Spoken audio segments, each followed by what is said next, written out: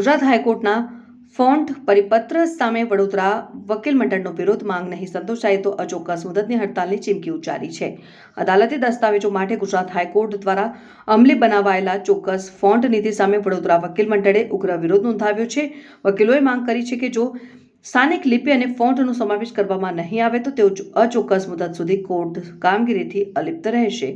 વકીલ મંડળના પ્રતિનિધિ મુજબ વર્ષ 2025માં બહાર પાડવામાં આવેલા ટાઈપિંગ સંબંધિત પરિપત્ર સામે સ્થાનિક લિપિ ઉમેરવા વડોદરા ભારે ઠરાવ કર્યો હતો. તેમ છતાં 1 ઓગસ્ટ 2026થી હાઈકોર્ટે આ નિયમનો અમલ શરૂ કરાવતા સ્થાનિક વકીલો માટે વ્યવહારિક મુશ્કેલીઓ ઊભી થઈ છે. વકીલોની સ્પષ્ટ માંગ છે કે સ્થાનિક બાર એસોસિએશનમાં પ્રચલિત ફોન્ટનો ઉપયોગ કરવાની મંજૂરી આપવામાં આવે. આ માંગણી ત્વરિત પૂરી કરવામાં નહીં આવે તો વડોદરાના તમામ વકીલો કામગીરીનો બહિષ્કાર કરી વિરોધ આંદોલન વધુ તેજ બનાવશે.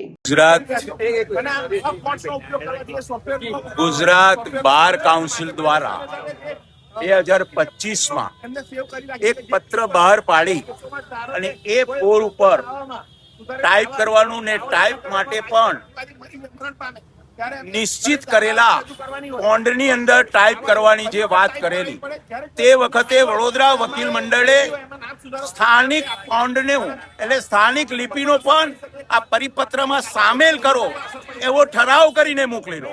પરંતુ ફરીથી એ જે 25નો પરિપત્ર હતો એનો ફરીથી 1/8/2026 ગુજરાત હાઈકોર્ટે જે અમલ કરાવ્યો છે એના અમલથી સ્થાનિક બારોની અંદર એ જે ફોન્ટ કે છે એ પ્રમાણેનું લિપિ ચાલતી નથી. આજે પણ અમારી માંગ એ છે કે જે સ્થાનિક બારના ફોન્ટ છે તેનું ઇમ્પ્લિમેન્ટ કરી દેવામાં આવે અને જો ઇમ્પ્લિમેન્ટ કરી દેવામાં નહીં આવે તો વડોદરા વકીલ મંડળ આ અચોક્કસ મુદત માટે કોર્ટ કાર્યવાહીથી અલિપ્ત રહી અને આંદોલન આગળ ચલાવશે.